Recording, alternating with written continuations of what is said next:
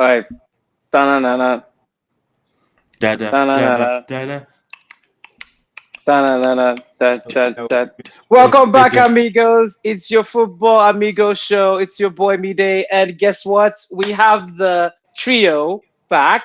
Welcome, everyone. We have our resident amigos back. We are back. We are excited to be back. Of course, before we talk about Game Four predictions for our favorite teams, have to, of course, always introduce our amigos. To my right, our amigo Ayo, resident Arsenal fan. Ayo, how are you doing today? I'm doing great. Arsenal haven't played in a week, so I'm excellent. Yeah. Yeah, it's a national break. Of course, our countries, different countries have been playing, of course, and it's always fun to watch. It's still football. It's still soccer. It's things you tend to enjoy. But I know saying soccer is a little weird. I just prefer it as football, but it's okay. Soccer, football is the same thing. Our amigos, Sam, resident Liverpool fan. How are you today, sir? doing well. Happy to be back. Yeah. You painted the town red in the last content. We didn't see you. Hey, that's the best way to do it. Really? Go red I in can the wrong way. I I can see our amigo Ayo not saying much due to No, obvious reasons of no. losing.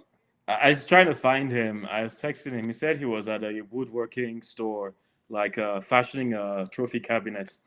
He said it's already done. Ooh, He ooh, said he shots said fired. he said he might as well lock it up. He might as well prep it this season. He doesn't want He's to play right any other about that. games anymore. It was hungover from celebrating Isak. Ah, that's fun. I'm not gonna lie though, amigos. Like and subscribe. Let us know your thoughts. Wrapping up transfer window, Isak moving to Liverpool just makes them better. That attack is going to be interesting one and his slot does. And I mean we can definitely jump into even before we talk about predictions. Ayo, having Eketike, having Isak in the same team, do you think, and of course Sam, I would love to hear your thoughts. Do you think he'll start both of them, or will he start one and move maybe Eketike to the left? But then what happens to Gakpo? There's so many options. What do you think Anislot will do? Sam? I mean, it feels like overkill, honestly. And so the question now is how you fit it in. But as I was thinking about the signing, I think of two moments. When Liverpool didn't rotate between the head-to-head PSG game, and they went into those two games. They lost the midweek game, I believe, and then they also lost the PSG game, and they looked tired. And when they got knocked out of the cup competitions, when they tried to rotate, and things didn't go well, and Arneson and the team management, they look at that and they say, "You swap out Isak for Eketike. Are you really losing anything?" Like, and so I see that this same thing happening this time. We have a head-to-head with a midweek game with our two midweek games, and they go strong each game. They win everything and they go refreshed. If they need to rest Salah, what's it called? They don't feel it. If they need to rest Isak, they don't feel it.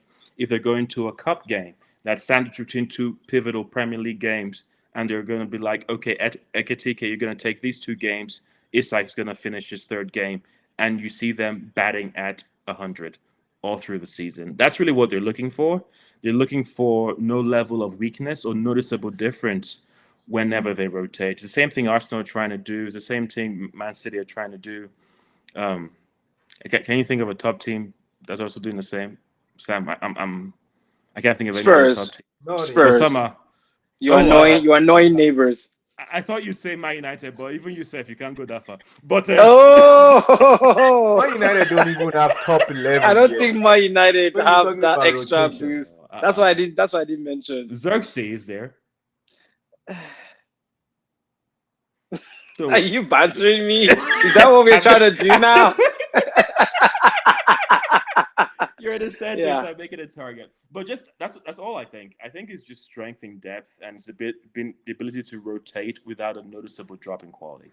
That's that's all it is. And they spent almost £500 million, Hmm.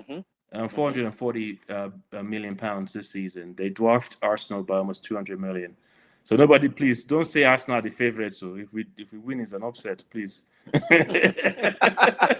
Fair enough. Fair enough. I Yeah, mean, Liverpool didn't make any signings as much other than Chiesa and yeah. two seasons before. So, from a PSR perspective, I don't think there's any issues with them. Sam, we'll come to you. Being a Liverpool resident Liverpool fan, do you see an Slot playing both strikers in the same game, or to Ayo's point, he plays one for about 2 to 3 games and then he brings the other one in? Oh, definitely, it's all about rotation, man. I think, yes, if I were to be a coach, I would play both of them sometimes. Yes, I'll put Eketike on the left and let Gakpo, relax a little bit. Some games requires you to, literally really sit back and just do 4-4-2. Um, so, but I think it's just more of squad depth for me as well. Also, what a lot of people don't know is we've also, in as much that we've signed these big names and top-notch guys, one, it doesn't guarantee that we will win the title because, we were on top of the Champions League table last season and, something happened, kind of going back to highest point. Having all these big names doesn't guarantee trophy, right? But what a lot of people don't know is we also let some people go that would have been direct substitution for these players. In the case of Chiesa, he's now listed in the Champions League. So what that means is I can see him playing more of um, Salah and Isak and Cody Gakpo and sometimes bring in Eketike in Champions League. But on the Premier League, I would expect one of them to relax a little bit. Probably Eketike. Uh, so Chiesa featuring a lot more. Another player that we've let go is Harvey Elliott. So some of these players, of course, Luis Diaz and uh, what was his name now? Nunes. So there's a Hmm. lot of quote unquote attackers that we have let go. These guys are big names. It doesn't mean that we've been overloaded, if that make any sense. But I think the bottom line is rotation, rotation, and good quality when it comes to rotation. Unlike Man United, I'm not throwing a shot now. You have players like Zerski on the bench. The reason why they have was Sesko. The reason they have Sesko is because they just wanted a better better choice. Silent banter right there. Oh my No, no, gosh. no. We're talking sport now. We're talking sport now. The reason Uh-huh, why sure. United went for Sesko is because Rasmus Holland and Zeski are now producing the great result that everybody expects from a Man United. It's not because they want to have a bigger a really good rotation, if that make any sense. So we happen to have good top-notch backup and it makes us better. So back to your point, I will play both in some games, and I will let one of them sit down, and sometimes I'll let both of them sit down, depending on what's ahead of us. You know, I Mhm. would think Liverpool should be winning, 2 to 3 trophies now with what we have. Chiesa should feature in more. And we have a strong team, but I do think most of our success this season will be dependent on the midfield, and we can break that down. Once we get into the show. Made it. Sam, do you think that they have like your profiles a little bit too similar to play together? Ekatike and Ooh, uh, almost, but here's what I think of. Having seen Eketike in the last few games, mhm. it reminds me of a Bobby Firmino. Isak does the same thing too, but Eketike is more like Firmino.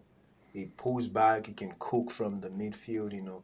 Isak does, if you give him the ball, he can hold the ball, right? But Eketike draws a lot more. There was a game that I think it was 2 games ago. Eketike ran from the front and he went all the way to the back, like to help out the defense, right?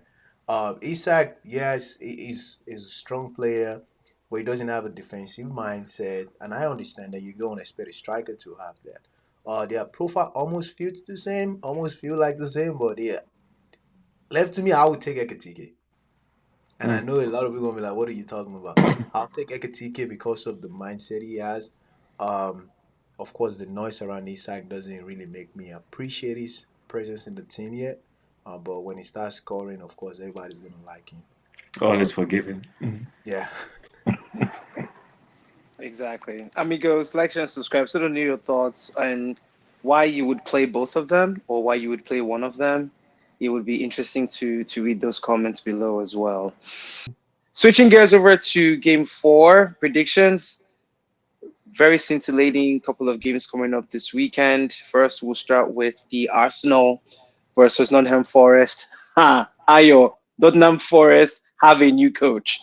I don't know what has happened between the ownership and Nuno Espirito Santo, but unfortunately this week he was let go of being the coach of the club, and not less than 24 hours they brought in Ange Postecoglou. It's going to be a very interesting game. Sam, before we come to you with yours, Ayo, Arsenal playing Nottingham Forest. We know how good they were last season. How do you see this game playing out? Um, Personally, I see it being a very one-sided game, and I see it ending 2-0. Um, uh, Nottingham Forest is a really good team at countering, and we're very good at managing transitions. I think we're one of the better teams when it comes to the top like six teams in managing transitions. And so all the threat that they would have against the Man City, for example, they wouldn't have against us. So I see that being a very controlled game, just with the security of being at home. I think we're gonna beat them. Obviously, no game you can take for granted. The Ange Postecoglou thing, um, I don't rate him so much. I think he fired to deceive throughout his time at at Tottenham. I think the Europa League papered over a ton of cracks in his coaching philosophy and whether that was sustainable in the Premier League. The one thing I would say about Nottingham Forest is I think everything they are now was built on Nuno, and we can't dismiss that. So they were a top team as long as Nuno was coaching them and building that mentality and getting them results out of what seems to be an aging or just underwhelming squad. Like Chris Wood was one of the top scorers last season. He looks to be the same this season, and that has to be as a result of what you're doing in the training pitch. Um, it's not clear that Ange can replace any of that, and so I see them struggling, but we'll see. He hasn't started a game, so I can't criticize yet. Yeah. Yes, amigos, like, share, and subscribe. Let us know your score prediction for that game. I think it's going to be a fun game. Sam, your thoughts on Nottingham Forest having a new coach and kind of riding on some of the good form they've had last season into this season. Do you think they can dent Arsenal in any way, shape, or form? Oh, I don't think they could do anything to Arsenal, for sure. However, I think the coaching decision or the coach change decision is a little too rash. We don't know what happened behind the scene, but they've had three games and they've had one win, one draw, and one loss. Given that the loss to West Ham at home is concerning, but it's too early in the season to start doing this. But I also understand the business side of football, like a little bit. Like you want to start early, you want to start strong, especially when you finish last season on a good note. Going back to Angie, actually, I don't disagree with Ayo on Angie's philosophy, on coaching philosophy. One thing that I like about him in Tottenham is his player. I don't know, maybe it's the scouts that helped him out. I think he has a good side for players, young players that could develop, that can, that can just control games. I'm talking about players like what's that guy's name? Johnson, is it Johnson? Brendan Uh, Johnson, yeah, Brennan Johnson. What's this other guy? Sri Lanka as Bug, well. Bugval. Yes, but exactly. So he knows he Sam, could. Sam, Sam, Sri Lanka. Yeah, no, I read Sri Lanka. I read Sri Shomo Lanka. Yorubale. Amigos, it's that's the Yoruba pronunciation of Solanki, by the way. You Oh learn a yeah, lot that's from true. this. That's true. You learn a lot from this show. But go Oh on, yeah, go yeah. on. That's lovely. Good call. Good call. Sri Lanki. Nigerians are gonna be like, what kind of guy is this? But no, They would I understand. think he's gonna. I think if you give him more time, he would. Because Nottingham Forest is a young team, except for players like Chris Wood who refuse to get older. But he's found some wheels and he's riding pretty well with them, right? So I think Angie is gonna be a good coach for them, but I still think it was too harsh to fire Santos. What would be the scoreline predictions? Oh, Arsenal is gonna get away with this one. I think AZ is probably gonna knock the heck out of these guys, man. Maybe this is his game where his game is gonna probably get 2 goals, but I see a 3-0 on this one. Moreno was fantastic on the international break. Um, I see everybody coming back and just because it's a new coach, man. New coach. I know we talked about Arne Slot, but Arne Slot at the beginning of the season. Now these players, there's a little bit of morale change that I would think that you would see, and I think it's going to affect them on the pitch. And regardless, they're just not a good match to go against Arsenal, even if before they fire the coach right now.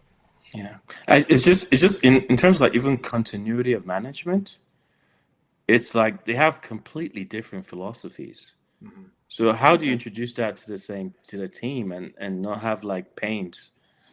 Because like Mm-hmm. it's not like Klopp and Slot, right? They're very similar philosophies, so you can transition. Like Nuno is very defensive and is very front footed. Like how do you manage? I don't know, but we'll see. We'll see. Yeah. No, it would definitely be interesting. It might force Ange to change his style of play because he can't make the same mistake he made at Tottenham in a new team such as Nottingham Forest. You as a coach, you need to be able to read and observe the game and be able to adapt to what you're seeing in front of you. You can't keep playing the same style and it's not working and you still stick to it because you're trying to prove a point. It's never a good Sounds like idea. somebody Midday with. is okay. Man United was okay. I'm not even. I Sounds like wasn't somebody. even I'm not thinking even about with ball. Yes, United. something I'm not even serious. with ball. He's learning. He's I hope he does. I hope he does. But before Oh we go to man. United, though, back to Chris Wood. From a coaching standpoint, Chris Wood is a very intelligent player. And it takes a very intelligent player with experience to be able to move the way he moves. If you watch him again in some of the highlights he's done, he's not the fastest. However, he's 3 steps ahead of everyone else. He knows where to be, he knows how to receive the ball, and he knows how many touches he has to make into the box. And when he's in the box, he knows how many touches he has to make before he takes a shot. He's very tidy in the box. He doesn't take too many touches. If he dribbles the goalkeeper, his next touch is a shot into the net. He's a very intelligent striker. And You know who he reminds me of with his body as well? Lukaku. really, I He uses don't his see body. it. For me, I like the way he uses his body so well. And going back Oh, to in terms of upper body. yes, and also Okay. not taking too many touches. One Yeah. thing I like about Lukaku is, he uses his body, let the pass go, turns around, he's going in the box, and he's a destroyer in there. Yeah. He doesn't dance around with the ball. 2 touch, 3 touch, he shoots his shot. So it'll be interesting to just kind of watch again how Woods defy odds in that team. And I hope Ange unlocks more of his capabilities around that team, especially Hudson Odoi and the Ndoi player that they bought. I will be interested to see how he develops both of them. Amigos, like, share, and subscribe. Let us know your thoughts about the Arsenal game and, of course, your predictions. We would love to know what those would be. Moving on to our Manchester derby on Sunday at 10:30 in the morning. United are playing away at the Etihad to Man City, our noisy neighbors. From a United standpoint, I see us not being as offensive as we usually would be, except for certain moments. I think it's going to be one of those games where it's a moments game. I think Pep might have definitely watched last year's game and will be very aware of Amarim because he has beaten him twice now, not just with United but with Sporting as well. He has to learn how Amarim plays, and if he doesn't adapt to that, the same mistake is going to happen. I don't see that many goals in this game unless something drastically happens and the wheels just fall off. And I'm thinking from a United standpoint, not Man City. However, if United can play resilient like they have been showing lately, and we actually start to put the ball at the back of the net, it might be a tight 2-1 win, or we lose the game 2-0. However, whatever results, if it's a draw, different story. But whoever wins that game and whoever loses it, there will be some grave ramifications of the narrative for where that club is going in terms of United trying to rebuild themselves and still making the same mistakes, or Man City, why are they going downhill so quickly into the season? It's going to be a tight 2-1 for me. Sam, we'll start with you first. From a Man City standpoint, with all of the players they've bought this season, they have Reinders, they have a lot of players that have come in to not just boost the starting lineup, but boost the bench as well, even to the point, and I'd love to hear your thoughts about Foden, to the point that Foden doesn't even start games anymore. Sam, your thoughts about Man City and what were your predictions for this game? I I, I think this is gonna be, of course, Man City is gonna come out with a victory on this game in this game. However, I look forward to seeing what players like. Is Cunha still out? He is on his way to recovery. He's not going to be ready for this derby game. Okay, I We think might see him against Chelsea. I'm looking forward to seeing what Bournemouth is gonna do. Man City is gonna win this game, regardless of Mamouche being injured or something like that. Is what I'm hearing as of today. Um, Man City still got a stronger team. However, they are also looking weak, even more. I would say weaker games in as these games are coming up. They Uh, just bought Donnarumma, by the way. I just remembered. Wow. Okay. yeah, that Interesting. that adds to it. But goalkeeper is a problem for United. However, we can't dismiss the fact that Amaran has a way to, show up against Pep. But I don't think he has the resources right now to be able to do that. And also the morale is down. Formation wise, City's got it. Crowd wise, City's got it. I see Erling Haaland, destroying Man United. So I probably call this a 2-1 or 2-1 as well, or 3-0, honestly. Hmm. On a brighter note, Onana is gone, which I'm happy about. I wish him the best in Turkey. We have a new goalkeeper in Max Jens Lemons, and he's young. I'm not going to expect much from him. The mistakes will come. I'm ready for it, but we are making changes, and I can only grasp the little positives I can get.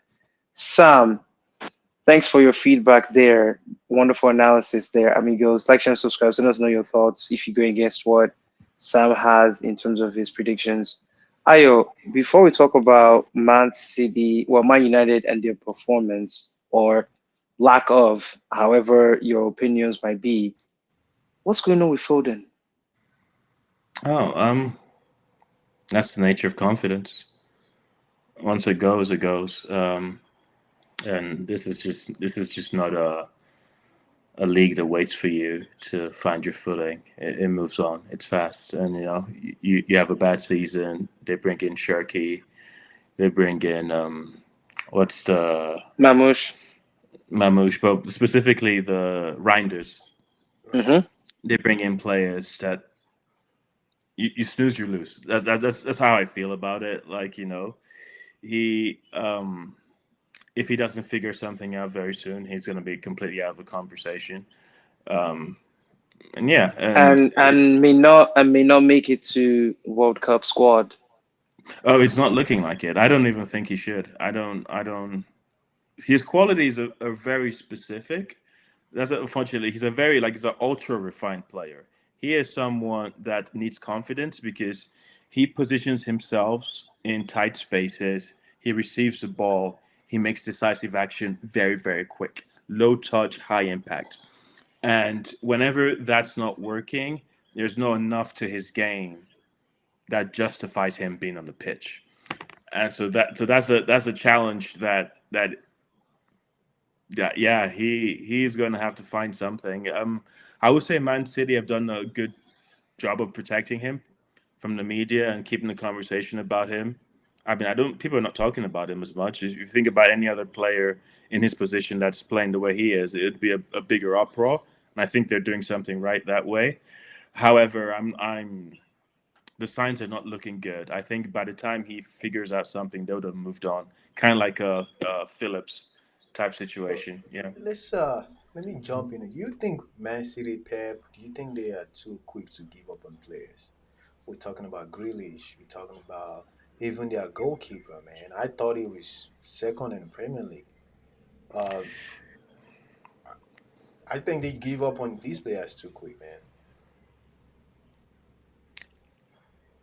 I think he just likes to move forward. Hmm.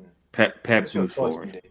Yeah. As a coach, Mide, what do you think? Like, the player has a bad season, and we already found a replacement for them pretty fast. One, because we have money, because we have the name, or we just, you know, what's plenty of time? Because I don't think Jack Grealish should have been let go. He should have been let go on loan sooner, of course. But I think they didn't give him that much game time when he dropped, form, and he just kind of sit back, right? When the player drops form, you still, kind of push them along a little bit, but they don't do that in Man City. When you're done, you're done. It's one of those. The philosophy for Pep, based on what I've studied of him, he has a system and he finds players to play in that system. He likes to have multiple plans when things don't go well, and he likes to find players to do those. If a plan is working, he might forget the four other plans he has and the other players that makes those four other plans happen and just stick to that one plan. Hence why you notice some players might not play for a long time and then he brings them back again for a little bit. However, to Ayo's point, when you don't play to his instructions and his system, he is very unforgiving with you coming back into that team. I don't know if it's a combination of pressure and his unmatched drive for success. However, the Grealish signing should not have happened in the first place. And if he did, where Grealish plays isn't necessarily on the left. He's better in the middle. However, Everton has given him the license to drive into the box, which is where he's more lethal. And if you notice, whenever he does that, the wing back, the left back is always overlapping him, so that if he loses the ball, someone else is there, which is the midfielder behind him. If he wants to switch the play to the outside, he has someone to cross in. You won't see Grealish crossing the ball as much. He will force the defenders in to create space for other players. Pep doesn't do that. Pep doesn't allow that, and he doesn't want you to go into Haaland's position because he wants Haaland to finish it. And I understand why he does that because Haaland has a very high rate of converting goals than players that might shoot from the edge of the box and miss 7 times out of 10.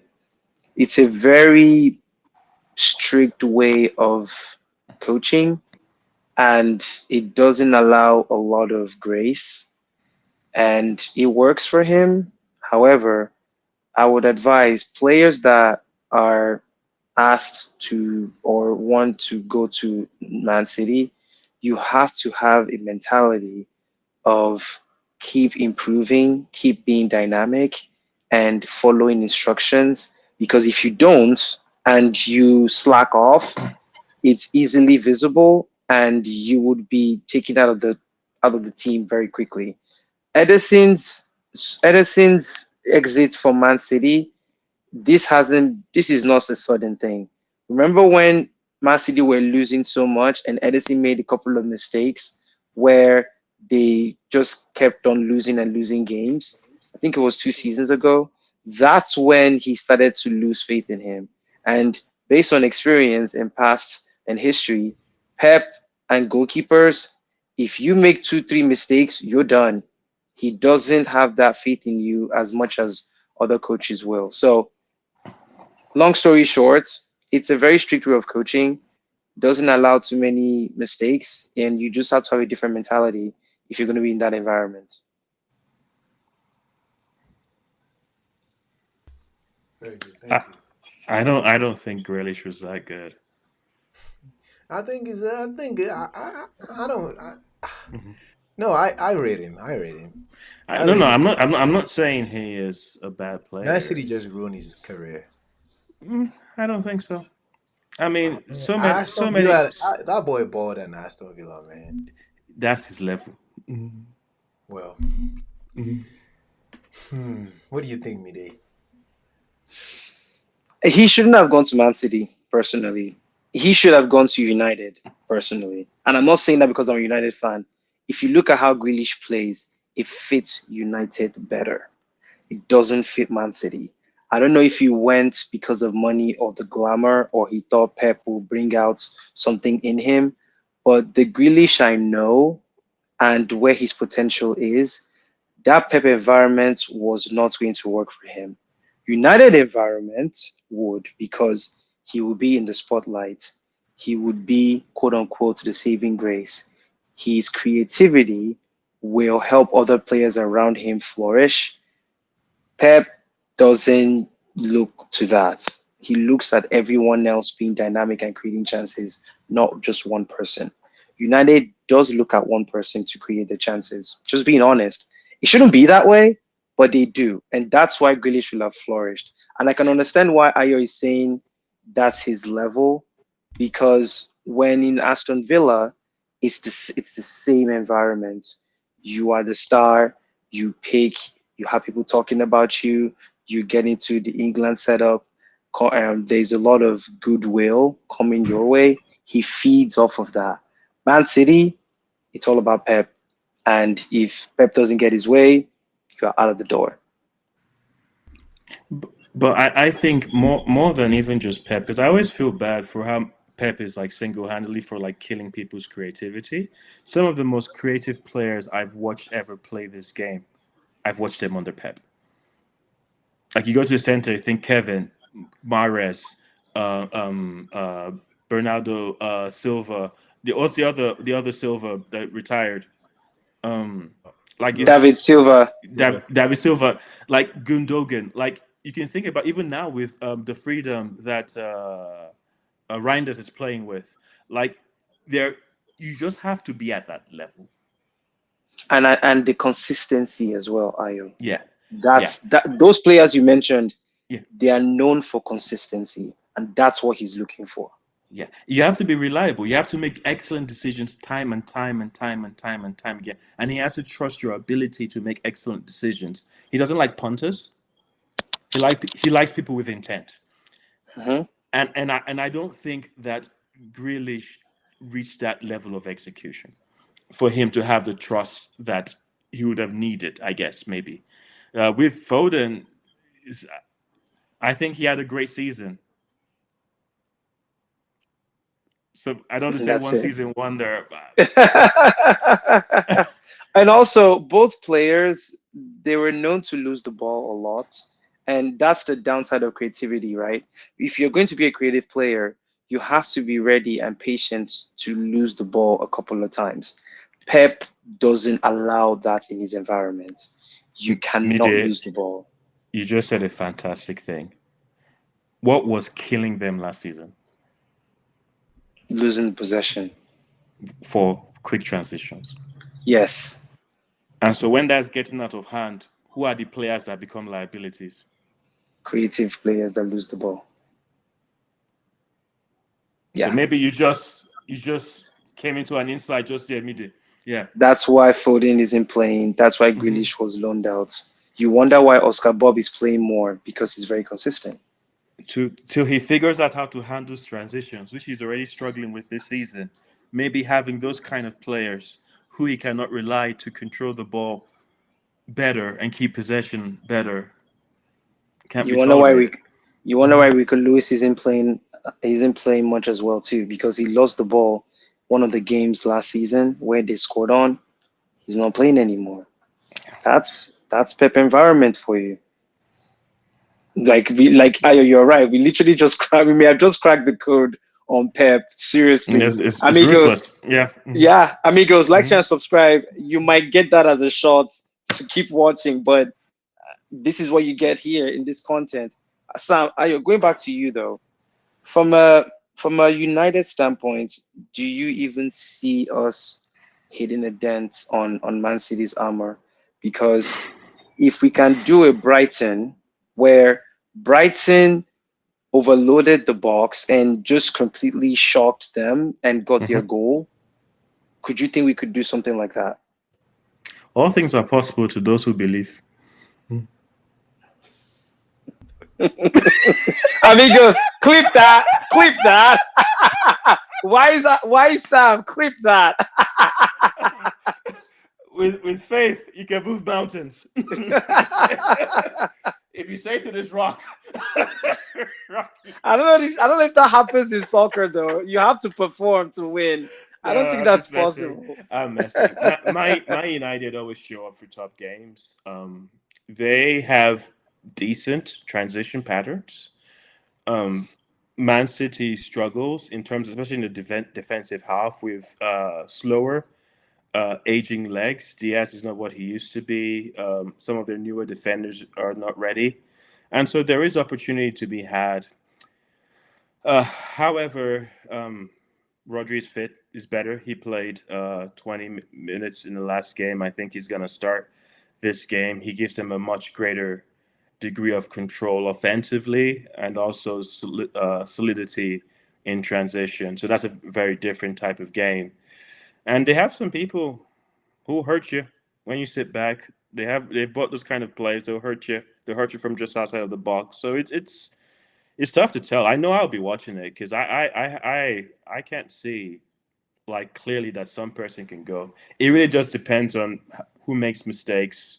If Man United have a killer instinct, which I'm not sure they have yet, that's the only thing that's missing for me to back them because they're good in transition. I saw that as an Arsenal fan watching that game. They can cut you through you. They just don't have that killer whatever that is yet.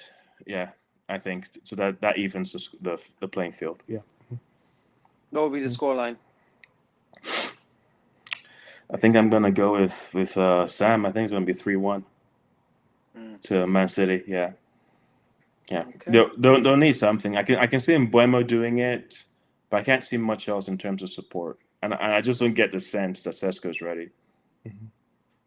Yeah, there was a lot of conversation about Sesko this week, and if he's worth the money they've paid for him. In my mind, I'm thinking at least give him 10 games. Let's before we start judging a player that you just bought a week or two ago, give him up to 10 games and then let's start having a conversation. And by the way, most players you buy into the Premier League don't start showing their true colors, except for the very few outstanding players. They don't start showing themselves until the second season. Ayo, this looks like you have a thought. No, no, no. You did a qualifier because I was like Sam is sitting there as a Eketike supporter. Well, Yeah, yeah, but But no, I agree with you though, Miguel. I totally agree with you. It's too early to be judging these players. That's why we say Premier League experience is so much better for a player. In Belmo came in, it just feels like it just changed uniform. He's still doing the same thing, right? Um, but Sesko, what's this? Jokeres. It's a different league, man. It's a different league, and you also have to think about it coming from a German league. it's a different thing entirely coming from some other United Kingdom, league, right? Coming from Spanish league is different. Coming to Premier League, you have this uh, degree of intensity depending on where you're coming from. So I think it's too early to be judging these guys. I'll give to your point, Sam. I'll give Ayo credit. We talked about this, amigos. Like, share, and subscribe. Please go back to the video we had in our last content where Ayo mentioned something I thought was interesting. He was saying with Gokores and players like Sesko, they may have found it easy in Portugal, may have found it easy in Germany, based on the level of the defenders. It's very different when you come to the Premier League. Defenders are quicker. Defenders are more advanced. Defenders are more experienced. They would not let you turn on them. If you are a target player and you're expecting to hold up the ball, you're not going to get more than 2 seconds to make a decision. If you are flat footed, you will be caught off guard. They might just kick you in the ankles and you might roll your ankle. The freedom they got in those other leagues, because they tend to back off a lot more in those other leagues. Premier League, it's the defenders are foot Front first, footed, yeah. That's why front footed. Ibrahimovic couldn't last in Premier League. Abramovich. Yes. The question I'll have for you now is this: is like whenever I think of Gyökeres and I think of Sesko, I think of who can handle the difficulty in transition mentally better. I think Gyökeres can a lot better than Sesko. I think Man United paid for a Sesko at 25. That's what they paid for, and I'm not sure these 3 years in between him getting to that player, like you can lose him before then. Like whatever potential that is. Kind of like with Hoyland. I was worried when I saw him in that first few games, and like by the end of the season, it looks like a shadow of himself, which is just what the Premier League can do if you let it. And I was like, yeah, it's swimmer is what's it called killer be killed, kind of like swim or drown. Like it's Yeah, swim or just sink. sink. It's just something else in this kind. You really need a mentality to hang in the Premier League. Yeah. And you have a point there, Ayo. If you notice the goal Gokores scored when he scored those 2 goals, I can't remember what game he played against. It was Leeds. that it was that it was against Leeds. First one was a penalty. The second one, where he created it himself, that's what separates, to me right now, that's what separates Gokores from Sesko, because you won't always get that supply every time. Certainly not in United, unless Amram does something in training on the training pitch. If you cannot create chances for yourself as a striker, you are going to have a very tough time in the Premier League. That's why Holland didn't make it, because we didn't supply enough, we didn't create enough chances for him. Gokores has the ability to create his own chances when he doesn't get that supply for Arsenal. But I know Arsenal's going to do that. They're going to supply him. That's why I feel like he's going to score a lot more goals. But at United, you hope Cunha and Mbeumo can do that. I pray they do, but as a striker, you have to create those chances. And to me, it seems like Sesko may have an advantage if we cross the ball more to him. I've seen he is a very strong threat in the air. The question now becomes, can Dalo, Ahmad, Dogu, Mbuemo, Cunha Find him. find him? That's the question. Well, to be fair, they found him a few times. He's just not on target. The ball goes up a little bit. It'll take more things to happen in the closer, He banters me again. It's not. He just does it so subtly. Sam saw this ray of light that broke through, and he's like, I must stamp that out. No, bro, no, no. Amigos know I don't throw shots. No, I just say it as it Yeah, you is. do. Yes, Sometimes you it's, do. bro, come on. Bro, how many times, like, we can go counting? This guy in at least one game, the way he's good in the head. Don't get me wrong. I've seen his previous, games from before United. But some of the balls that he's had, come on, now he's going up nuts these days. So they need to work on that in training. But He's so the one thing that they did mention, he's high volume. And I think what did he have? 14 goals Hmm. last season for the That's amount correct. of shots that he took or the amount of attempts to get to 14 goals. The conversion rate is not very strong. Um, that's one thing that was always clear about Sesko, which is why he was always a project. For anybody who was getting him, they were getting a project, and that's why Arsenal balked at the price tag for a project.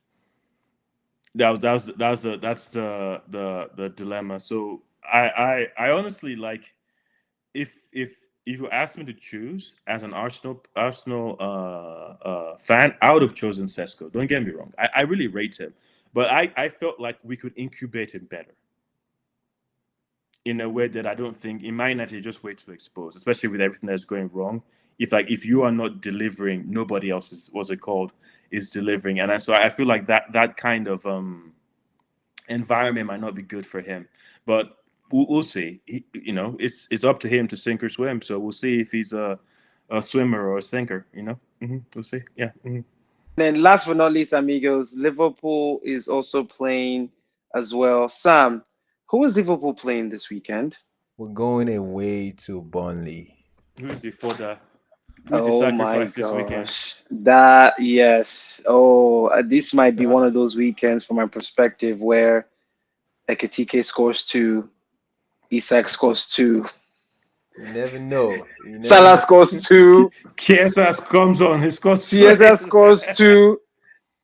I But can see no, it happening. but Burnley, again, the goals they even scored us were mistakes.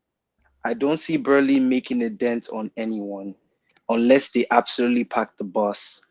But Liverpool will break that line. I can see it happening. One way or another, they absolutely would. Not just from a quality standpoint, but just the way they attack. It's relentless. They are not going to survive. I can see a 4 or 5 nil game. hmm, Ayo, what are your thoughts? Yeah, I mean, I don't. One thing I know that was missing last season was a cold-blooded Liverpool. That if they can put 9 goals past you, they'll put 9 goals past. So this season, we'll see if they're back again because this is the kind of game where that happens. It's going to be as one-sided as anyone can imagine. Burnley are earmarked for relegation, um, and I think Liverpool will show why. Yeah. Sam, I have a question for you to just before we wrap up. If you were Burnley's coach and you know what you know now about Liverpool, how would you set up to stop Liverpool? How would you? Like, because I don't know where to. Well, I know where to start as a coach. I have to. But from your perspective, being a Liverpool fan, knowing the players you have, knowing their style of play, how would you defend against your team? definitely my goal will be to slow Liverpool down. Um, Okay. because one thing if you've watched Liverpool's game and also Burnley as well this season, Burnley, you know, against United, they were just coming at you guys with all they have, packing the balls or whatever you want to call it. You probably don't want to do that against Liverpool in this game. Um, let Liverpool come at you, slow them down, and guess what? Liverpool will make a mistake. Yes, it's guaranteed. Liverpool commitment too much in the front in the last few games. We saw it. Let them do that, and all you need to do is just get one goal. So Get you one want to goal. play. So you want to play very fast wingers like Jaden Anthony on the outsides and try to counterattack. I'm looking at their squad now. Yes, I would literally play 4-4-2 in this game, right? Um, I'll play that until the second half. If I can slow Liverpool down, keep that score line to be 0-0. Second half, then I can do what? Do 4-4-3. When Liverpool start relaxing a little bit. Because Liverpool comes from halftime, they want to do the same thing. Just like, I don't know who they played that Cody Gakpo scored the first time we got the ball. Or it was the second game. I can't remember who played now. If Liverpool feels like, okay, we Bournemouth. it was Bournemouth. Yeah, thank you. If Liverpool feels like okay, we were slow, we turn it down. Second half, they just want to start with the biggest foot ever, right? Let them do that. in the first 10, 15 minutes. Then you can now change to 4-4-3 at that point. They're already tired. They're already trying to, change players, re-strategize. Then you see if you can, push your gun out. But I wouldn't do the same thing they did against United with Liverpool. I think they will get beaten so bad. Absolutely. Amigos, like and subscribe. Let us know your thoughts. Liverpool versus Burnley, and just I wish them the best. I wish them the best because when you have that star-studded Liverpool team, it's going to be difficult to even try to have more than five chances on goal on that Liverpool side. However, if they can have a very strong defensive line, catch Liverpool offside, especially as a coach, now I'm thinking of solutions. Have be tight, catch them offside, and hold them to a nil-nil draw first half. Second half, add players that have pace. You may be able to have a counter attack. You probably want to go long to bypass their midfield to be able to get at players like Konate and Van Dijk, because if you let them step in and you can dribble around them, you may have a chance to beat that line. That's what I would do. Now, if I find a way to score one goal, I am changing formation to a 1-5-4 and absolutely block the wingers from crossing the ball into the box. That's how I would manage that game. However, it will have to be on the training pitch. We will have to do a lot of work, especially without the ball. That's what I would do. They have a good Amigos, goalkeeper, to be honest. Is it Nebraska or Debracker? I think he's Dubravka, yeah, he's playing very well this season. I mean, there were some shots that Mbuemo had, and he saved it point blank range, and I was actually very impressed. I was wondering why he didn't do the same thing when he was on loan for us, which was kind of weird. And we allowed Onana destroy our entire season last season and this season, by the way, because we're not in a cup game after losing to Grimsby. I can't even forget that nightmare. Ayo absolutely bantered me on that 4 times. Amigos, please go watch that. Please go watch that last video. The banter was real.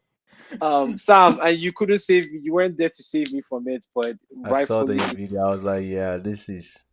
Ayo brought it back. A video was like, are you talking about Grimsby or something? I'm like, I had to ask because at that point the banter was confusing me. But amigos, like, share, and subscribe. Thank you so much for your time today. As always, we have wonderful contents coming. We're glad to be back with you. Enjoy this weekend. Let us know your thoughts. Send us an X message. As always, stay positive. We'll talk to you all soon. See you guys.